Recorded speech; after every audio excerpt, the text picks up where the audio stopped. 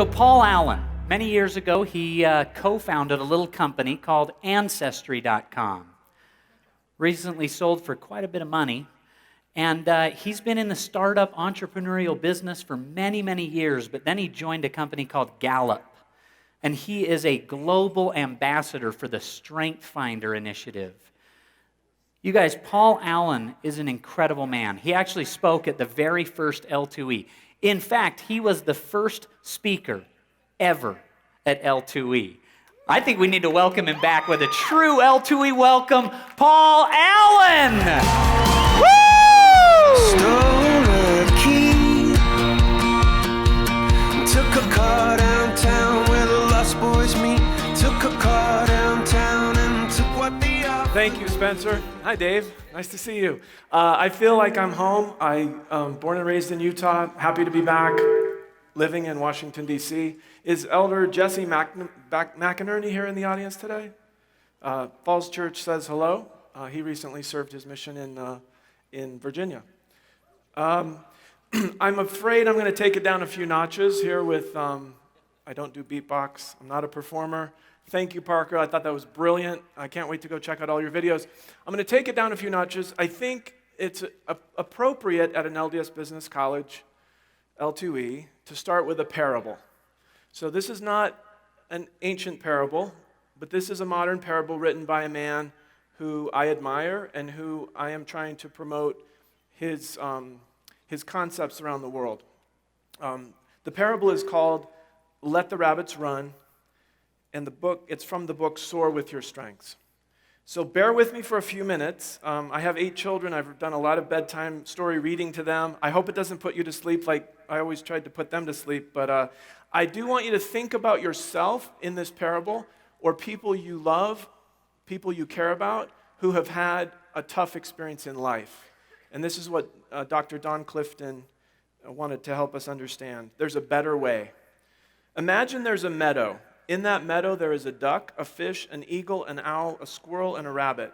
They decide they want to have a school so they can be smart, just like people. With the help of some grown-up animals, they come up with a curriculum they believe will make a well-rounded animal: running, swimming, tree climbing, jumping, and flying. On the first day of school, Little Rabbit combed his ears and he went off hopping to his running class. There he was a star. He ran to the top of the hill and back as fast as he could go, and oh, did it feel good. He said to himself, "I can't believe it. At school, I get to do what I do best." The instructor said, "Rabbit, you really have talent for running. You have great muscles in your rear legs. With some training, you will get more out of every hop." The rabbit said, "I love school. I get to do what I like to do, and I get to learn to do it better." The next class was swimming. When the rabbit smelled the chlorine, he said, wait, rabbits don't like to swim." The instructor said, "Well, you may not like it now, but 5 years from now, you'll know it was a good thing for you." In the tree climbing class, a tree trunk was set at a 30-degree angle, so all the animals had a chance to succeed. The little rabbit tried so hard, he hurt his leg. In jumping class, the rabbit got along just fine. In flying class, he had a problem. So the teacher gave him a test and discovered he belonged in remedial flying. In remedial flying class, the rabbit had to practice jumping off a cliff. They told him if he would just work hard enough, he could succeed. The next morning, he went on to swimming class. The instructor said, "Today we jump in the water." Wait, I talked to my parents. They didn't learn to swim. We don't like to get wet. I'd like to drop this course. The instructor said, "You can't drop it. The drop and add period is over. At this point, you have a choice. Either you jump in or you flunk." The rabbit jumped in. He panicked. He went down once. He went down twice. Bubbles came up. The instructor saw he was drowning and pulled him out. The other animals had never seen anything quite as funny as this wet rabbit who looked more like a rat with a tail, and so they chirped and jumped and barked and laughed at the rabbit. The rabbit was more humiliated than he had ever been in his life. He wanted desperately to get out of that class that day. He was glad when it was over. He thought that he would head home, that his parents would understand and help him. When he arrived, he said to his parents, "I don't like school. I just want to be free." "If the rabbits are going to get ahead, you have to get a diploma," replied his parents. The rabbit said, "I don't want a diploma." The parents said, "You're going to get a diploma whether you want one or not." They argued, and finally the parents made the rabbit go to bed. In the morning, the rabbit headed off to school with a slow hop. Then he remembered that the principal had said that anytime he had a problem, to remember that the counselor's door is always open. When he arrived at school, he hopped up in the chair by the counselor and said, "I don't like school." And the counselor said, "Tell me about it." And the rabbit did. The counselor said, "Rabbit, I hear you. I hear you saying you don't like school because you don't like swimming. I think I have diagnosed that correctly. Rabbit, I'll tell you what we'll do. You're doing fine in running. I don't know why you need to work on running. What you need to work on is swimming. I'll arrange it so you don't have to go to running anymore and you can have 2 periods of swimming." When the rabbit heard that, he just threw up. As the rabbit hopped out of the counselor's office, he looked up and saw his old friend, the owl, the wise old owl, who cocked his head and said, "Rabbit, life doesn't have to be that way. We could have schools and businesses where people are allowed to concentrate on what they do well." Rabbit was inspired. He thought when he graduated, he would start a business where the rabbits would do nothing but run, the squirrels could just climb trees, and the fish could just swim. As he disappeared into the meadow, he sighed softly to himself and said, "Oh, what a great place that would be." Why is it that the world we live in is so fixated on fixing us all, on figuring out what's wrong with us and trying to make us well-rounded in everything? No one can do that. No one can be good at everything. I guarantee that every one of you are better than me at several things. I once spent 9 hours trying to learn how to wire a light bulb in my kitchen. I went to Home Depot, I bought a book, I used all my intellectual powers to try to figure out how this thing works. After 9 hours, I gave up. I called my neighbor. He had it fixed in 5 minutes. I can guarantee every one of you have talents and abilities and skills that I don't have and that I will never have. So why is it that we are so concerned about what we don't do well? Einstein, the greatest physicist in history, said everyone is a genius, but if you judge a fish by its ability to climb a tree, it will live its whole life believing it's stupid. How many of you are geniuses in something, but you just haven't discovered it yet? And so you don't feel like you measure up. You can't beatbox, you can't, perform on American Idol. All the visible talents that people have that we admire and look up to, maybe we don't have those. The key to success in life largely depends on finding your talents, your gifts, and your genius. Dr. Don Clifton, the former chairman of the Gallup organization where I work, spent 50 years of his life answering a different question than what psychologists had asked for decades. Psychology is largely trying to figure out what's wrong with people. And there are things wrong with all of us, I guarantee it. But Don Clifton in the 50s started as a young graduate student, and he said to himself, what will happen when we think about what's right with people rather than fixating on what's wrong with them? Hundreds, thousands, tens of thousands of books have been written in the field of psychology about what's wrong with us. There's a manual of mental disorders that lists thousands of things that can be wrong with us, and many of those need valid diagnosis and treatment. But the vast majority of humankind who aren't in that category, and all humankind, each person has gifts and talents from a loving Creator. We've asked the question all over the world, what do you think will help you improve the most? Knowing your strengths or knowing your weaknesses? And the answer is, sadly, that in every country in the world, more people say they need to know their weaknesses, not their strengths. In every country. Peter Drucker, the greatest management consultant and business thinker in the last 100 years, said, most Americans do not know what their strengths are. When you ask them, they look at you with a blank stare, or they respond in terms of subject knowledge, which is the wrong answer. Let me just ask you all the question. If an interviewer were sitting across the desk from you right now and said, tell me what your greatest strengths are, what would come to mind? Would you give a blank stare? Would you talk about something you know? Or would you talk about the gifts and talents and strengths that you've figured out through your lifetime and through your experiences that you uniquely have? Our goal at Gallup is to help the whole world discover what their genius is and to be able to have language to talk about it. Not to boast, not to brag, but to communicate your value, to communicate clearly what you have that maybe not everyone has. Now, back to the school parable, here's a study that kind of shows that almost everyone in the world does not have what we call a strengths mindset. Most people have a weakness mindset, including parents who love you more than anyone on the planet. If you come home with a report card that has several A's and an F, what percentage of parents will start talking to you excitedly about the A's? 7% in the US. 10 times more will immediately jump to the F. David, what are you doing wrong? How come you failed that class? Okay, the right approach, and this is based on psychology, the right approach is to start with the positive, to build up, to ask, well, tell me about your English class. You got an A, that's fantastic. Celebrate what they did well. And then, of course, don't ignore the F. But after listening to every class that they love and all the things they're learning, say, well, what's different about your chemistry class? Why did you get an F there? Let's talk about that. But don't just jump immediately to what's wrong with everyone in your life, especially the people you care about most. Now, when Gallup asks, what will help you improve the most, knowing your strengths or knowing your weaknesses, we've done studies that show that when you invest in areas where you have natural talent, the growth is incredible. The problem is most of us are investing most of our time and effort and diligence, doubling down on the things we're not good at. My colleague in Berlin has a 9-year-old son who's extremely creative and artistic. He had some epilepsy seizures a few years ago. He's a little bit behind on math.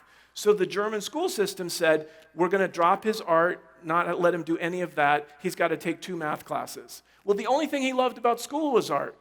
So his mother, knowing that this is the wrong approach, to make them do more and more of what they aren't good at and they don't like, build on their areas of strengths. And she resisted that. And now he's able to continue doing what he loves most. But when you invest in areas where you have talent, average readers going through speed reading courses might increase their speed of reading and comprehension a little bit. But above average readers, with the same training, the same amount of time and money spent to train them on speed reading, can almost 10 times their reading comprehension and speed. So the formula that all of you should think about is talent times investment.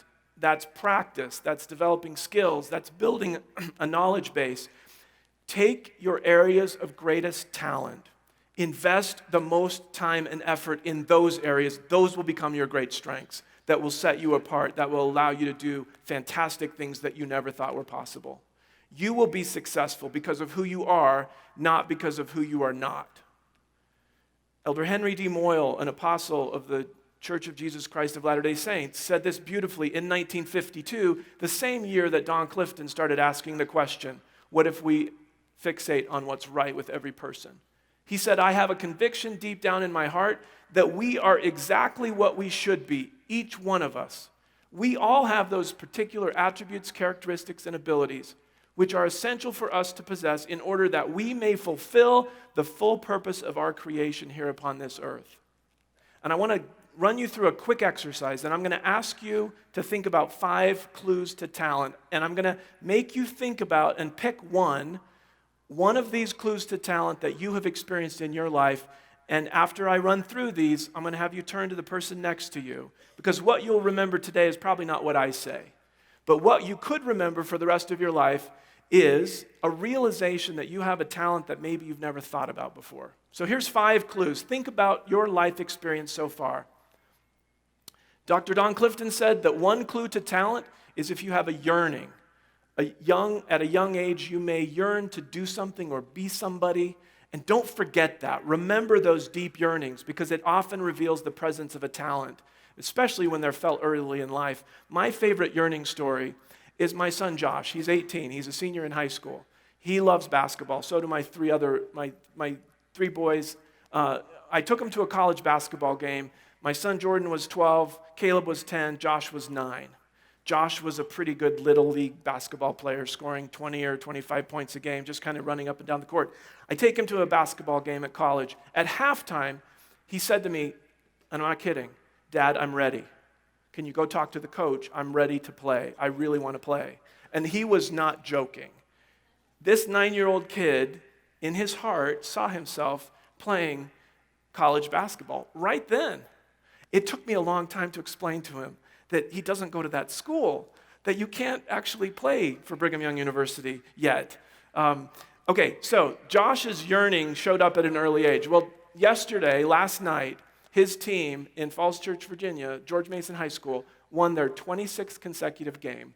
Josh had the best game of his career so far. They beat a phenomenal team. They're playing tomorrow night for the regional championship. They are going to the state tournament. It'd be the first time their school ever wins. He's a 3-year starter along with 4 others. So his yearning, with the investment of time and effort that he's put in the past 10 years, is turning out pretty well. And it's really great as a parent to see the different yearnings that your kids have at different parts of their life. So think about, have you had any of those yearnings? Secondly, rapid learning sometimes offers another trace of talent. Sometimes a talent doesn't signal itself through yearning. For a myriad of reasons, although the talent exists within you, you don't hear its call. Instead, comparatively late in life, something sparks the talent, and it is the speed at which you learn a new skill that provides the telltale clue to the talent's presence and power. So my 9-hour failure with electrical wiring obviously showed I don't have an aptitude for learning electrical wiring. That is not a talent of mine. But can you think about any time in your life where you've sat in a class on day 1 and you think, oh my gosh, this is so easy. I get it. Other people may be struggling. They may be trying to catch up and figure it out. But if something comes to you naturally, if you experience rapid learning, that's a clue you have talent that others don't have. Number 3, glimpses of excellence. The comedian W.C. Fields advised, if at first you don't succeed, try again, then quit. There's no point in making a fool of yourself. I did that with my electrical wiring thing, and I've never looked back. This advice is easy to give and sometimes difficult to put into practice. But as you build your strengths, sometimes making great progress, sometimes slipping back, take comfort from the fact that this is how a strong life is supposed to be lived. Have you ever seen yourself doing something and you thought, I can't believe I just did that? Or has anyone else commented to you, how did you do that so effortlessly? Either, decorating a cake or organizing your closet or whatever menial activity you did and you did it well, that's a clue you have talent. And even though it seems like it's not commercial, it's something you're just doing in your daily life, that's a talent that you can take to a new level and do something really powerful with. One really cool concept in psychology is the concept of flow, where you get so engrossed in an activity that you're involved in that you lose track of time. And you can't even believe that 6 hours have gone by. It just felt like no time at all. I love experiencing flow. I've experienced it so many times in my life, and more recently I'm experiencing it over and over again. That feeling of you're just doing exactly what you're supposed to be doing, and time just flies by. I sometimes feel like I'm floating because I just feel so in tune with what I'm supposed to be doing. So flow is the way that people describe their state of mind when consciousness is harmoniously ordered and they want to pursue whatever they're pursuing for its own sake. Finally, this concept, the last clue to talent that we'll talk about is something called deep satisfaction. If you've done something that was really hard, but it felt so satisfying that you're like, I think I could do that again. That's a clue that you may have talent in that area. So take those 5 clues to talent, and I'm going to throw in one more so that all of you can think of at least one example in your life. Here's a clue that I've been discovering by listening to people around the world talk about their journeys, their careers, and their paths that led them to success. Sometimes we get in trouble at a young age for doing something that's out of bounds. And you know what? That might be a clue to talent. One of my closest friends, who's a strengths coach for the Detroit Lions, for the United Way. He goes to Afghanistan, he goes to Nigeria, he's taking StrengthsFinder and the strengths philosophy all over the world. He talked too much in class. He got in trouble all of the time. He was always said, Michael, be quiet. Michael, you're talking too much. Please be quiet. And you know what? He gets paid a lot of money to communicate now. So, did you get in trouble for talking too much? You may have a talent for communication. Did you get in trouble for making a mess? Did you get in trouble for taking things apart? Did you get in trouble for drawing or illustrating or doodling? There's this wonderful woman, an artist from Southern California, that got in trouble in school for doodling all the time. Because the teachers were talking, she was bored, so she would doodle whatever she wanted. Well, now she's making a really good living doodling. So, did you get in trouble? There's a wonderful man, John Bryant Hope, from Atlanta, who runs Operation Hope, trying to give inner city kids a chance to live a good life.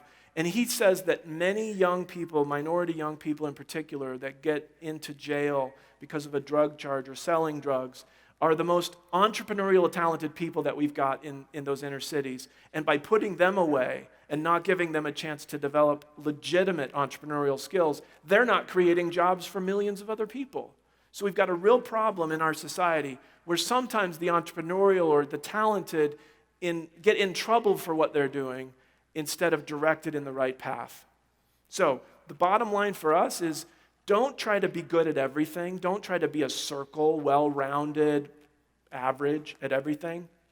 Try to be a star. Look at those areas of strength that you have. Celebrate those. Don't worry about the valleys. Just be okay with not being good at everything. So, I've got 8 children, several of them in college or about to go into college, and so we have a lot of conversations around the dinner table about what should they do in their life work, what major should they go into, what path should they take that will lead them to have a great life. And I want to share with you 3 things that I've recently shared with my teenage daughter and my teenage son that I think are pretty important. Number 1, try to find a job path that allows you to play to your strengths. Not only will it help you be successful temporally, but it will also change the emotional experience of your life. You will experience far more happiness on a regular basis when you're playing to your strengths. You will experience more energy. You will smile and laugh a lot more when you're doing what you do naturally well.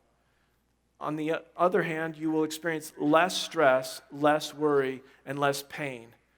People who focus on using their strengths are 3 times as likely to report having an excellent quality of life. Now, some career advice is good for some people and not good for others. We're going to start a social media campaign in the coming months, #WorstCareerAdvice, not because being a clown is not a fun job, and some people actually naturally want to have talent and want to entertain. My older sister, took a career software assessment 30 years ago while she was going to college that told her she should be a clown. And it kind of scarred her, I think. I think it's like, what?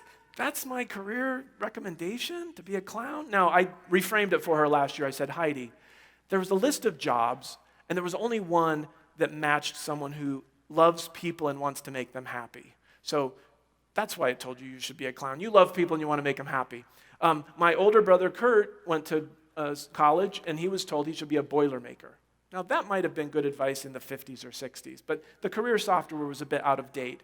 And then my favorite example of bad career advice for a college student was my friend Mark Pogue, who literally was told that he, after taking all these assessments, and he's a small man, and thankfully he has had a heart transplant recently, and he's very healthy again after a few years of illness. But Mark was literally told by the software that you should be a fruit sorter, chiefly small fruit such as cherries. And he's like, what, I couldn't handle watermelons? Now again, that's not bad career advice for someone who maybe loves processing and organizing and orderly and consistency, and they get satisfaction from doing that work regularly. We do need fruit sorters. We do need clowns. We need people in every occupation of life, but we need to find people that it suits them, that they get satisfaction from doing that work. So recently we've done some studies, and we're going to publish this later this year, about why do college students pick a major or a career path. And it turns out that almost none of them that we're talking to are doing it based on their innate talents. They're doing it based on parental influence. You know, my father says I have to be a doctor or a lawyer. They're doing it based on having met someone in that role, and they responded to that person, and they're like my son Josh, his brother-in-law Andy is an engineer. Josh likes Andy. Andy likes engineering. Therefore, Josh has been saying, I think I'll be an engineer. And I'm thinking, Josh, you've never once made anything or fixed anything in your entire life, or taken anything apart for that matter. I just didn't think engineering would be the thing for him. And then in the past few months, as we've looked carefully at Josh's talents, he is so excited because of his strengths. He thinks now he could be a fantastic personal trainer. He's looking at nutrition and health and physical fitness, and he loves that field, and he loves that it will play to his strengths. Let me give the second piece of advice I give to my kids. It's not only about what you do, but it's also who you're working with. It turns out Gallup's employee engagement studies worldwide show that 56% of people who have a best friend at work are engaged at work, and only 8% are engaged at work if they don't say that I have a best friend at work. So who you work with on a daily basis matters a great deal. Make sure you either have a best friend or make a best friend at work so that you look forward to spending time with them. Who you work with matters a great deal. If you are commuting on the job, it turns out that the worst part of your day for most Americans is the commute. Unless you're commuting with a friend, and then it's the emotional highlight of your day. So spend time with people that you love you, that care about you. Make the workplace more of a friend and family event, not just a cold, cruel, harsh business thing that you just can't wait to get off of work. Third, work for a great manager. It turns out that Gallup polls show that 50% of Americans have quit a job, not because of the job, but because of the person they worked for. And this is a little harder because you don't always know who your manager is going to be. But it turns out that Gallup's studies show that only 18% of managers should be managers. Do you know why most managers get promoted? Because they were a good individual performer, not because they have talent for managing people, or because they've been at the company long enough and so they get promoted because they've been there long enough. It turns out that most people don't have talent to be a manager. Managers are the ones that care about each individual and understand that their job is to help you reach your full potential. They want to unlock the full potential of everybody on their team. Turns out I was not a good manager. I actually ignored most of my people most of the time. I was busy inventing things or doing research. And it turns out that the worst type of manager is the manager that ignores their employees. 40% of employees are disengaged if their manager ignores them. If your manager gives you negative feedback, which is very common, 22% of employees are actively disengaged. If your manager is a great manager who gives you strengths-based feedback, only 1% of employees are actively disengaged in their work. So managers matter. Now, one final comment and then one final story. One of the leading columnists in the UK around management and consulting and business practices is a woman named Lucy Calloway. I was in Australia a couple months ago, and I saw this headline, and it said, "Overrated talent. Let's face it, most workers are average." Most workers are average. That's a pretty cynical thing for someone to say who's in the business communication world. Most workers are average? So I want to tell you a story about my niece, Ashley, and her husband, Kenson. Kenson is, they both worked at Geico Insurance in Virginia. They both sold insurance. And Ashley is a competitive athlete. She's got the strengths of competition, achiever, and she was the number one salesperson for Geico Insurance. Kenson was okay. I'd say he was an average insurance salesperson, and guess what? He was miserable. He hated his job. He hated selling. He felt guilty every time he sold an insurance policy to anybody. He hated his job. His family was pressuring him to do business, to go into MBA and do more of that because his brothers had done that.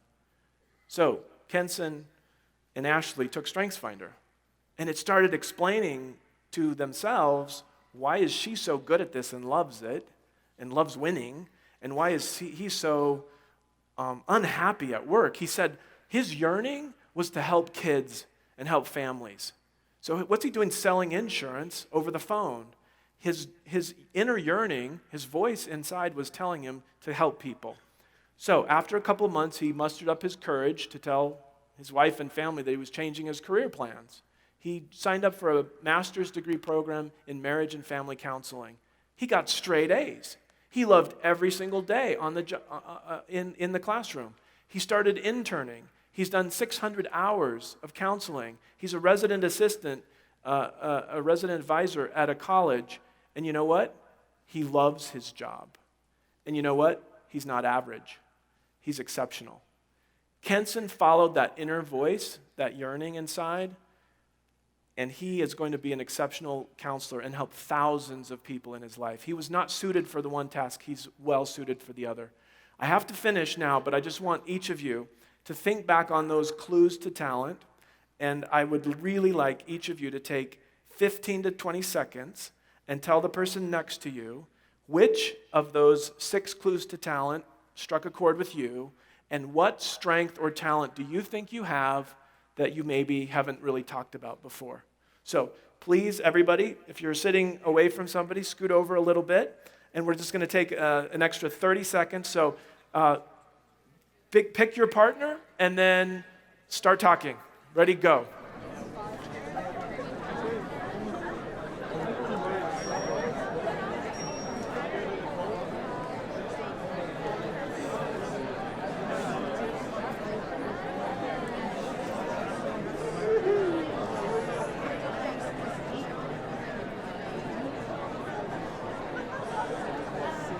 Okay, now switch. Other person, tell your clue to talent. Ready, go.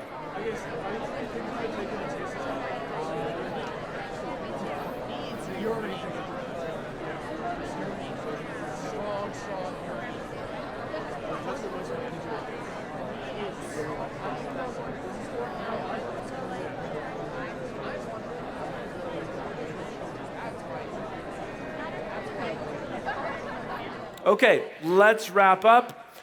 Thank you for participating in that activity. Go home tonight, tomorrow. Start talking to each other about your talents, your clues to talent, and ask everybody in your life what their clues to talent. Let's all agree that we're going to fixate from now on what's right with ourselves and what's right with each other. Because you know what? God created every one of us with incredible gifts and talents. And sometimes they're invisible to us because we were born this way. We've always been this way. We can't even imagine that we have talent, but we do. I promise you that every single one of us have incredible talent. And if we discover what our talents and gifts are, I believe that every one of us can fill that measure of our creation that Elder Moyle talked about.